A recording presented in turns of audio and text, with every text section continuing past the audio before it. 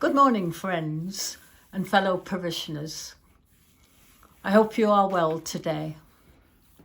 As we come to the end of our 4th week of social separation, and with no end date in sight for when we can gather together in love, I've been forced to think about all sorts of things that have happened to me and the context in which they happen.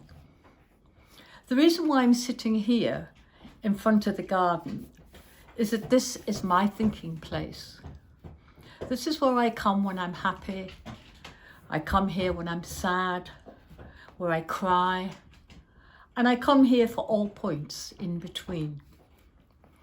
Gardens have meant so much to so many people over the years, from the Garden of Eden, through the Hanging Gardens of Babylon, to the Garden of Gethsemane, where Jesus sought solitude and inspiration, and to the herbariums, where the monks in the monasteries grew vegetables that they needed for themselves and the poor, and where they made medicines to cure the sick. Artists and musicians and poets have all found great inspiration in gardens. I was reflecting that I came into this world 76 years ago as a hairless, toothless, and wrinkled being who babbled in a language that nobody could understand. And I've gradually worked myself back into this same state. But I reflect on the joys, the great joys of my life. Loving parents, travelling the world with them, travelling it alone, and later with David. I reflect on the very successful career that I've had. I reflect on having so many good friends here and in the UK, and how we've been able to strengthen those ties during this time of separation with each other, thanks to the miracles of modern technology and Zoom. And it's been wonderful to find friends that I've lost touch with over the years. I reflect on my relationship with God, which sometimes has been an up and down situation, but which particularly now I find great strength from. I reflect too on the sadnesses, on the loss of family and friends, particularly when I've been unable to be with them. I reflect on world crises, such as nuclear threats, and I can remember going on CND marches where we sang along to the wonderful songs of Joan Baez.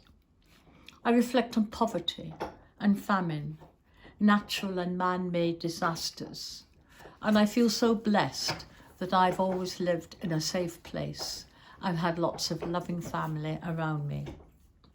I reflect on broken and damaged relationships and in my inability to heal them.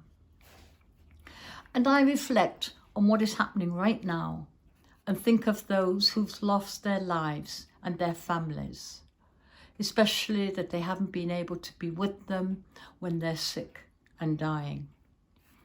And I reflect on the fight of those frontline defenders who are fighting for all of us and the sacrifices that they are making. I think too of all our friends who are unable to get out to meet with each other. And I pray that their enforced isolation comes to an end very soon, and that very soon we'll be able to greet each other and grow stronger together in our love and in our love with God.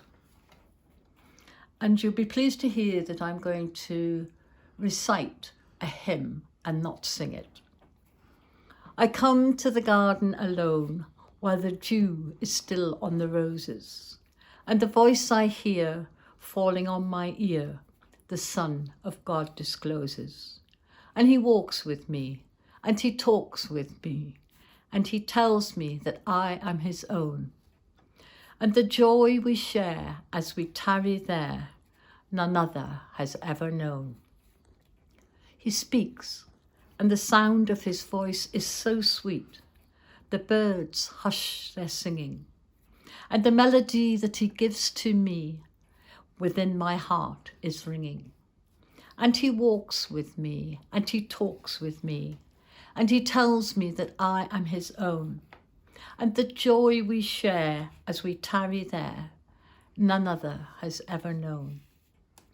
I'd stay in the garden with him, though the night around me is falling. But he bids me go through the voice of woe. His voice to me is calling. And he walks with me, and he talks with me, and he tells me I am his own. And the joy we share as we tarry there, none other has ever known. Goodbye, my friends, for today. Keep well, keep safe. Lots of hugs and kisses till we meet again.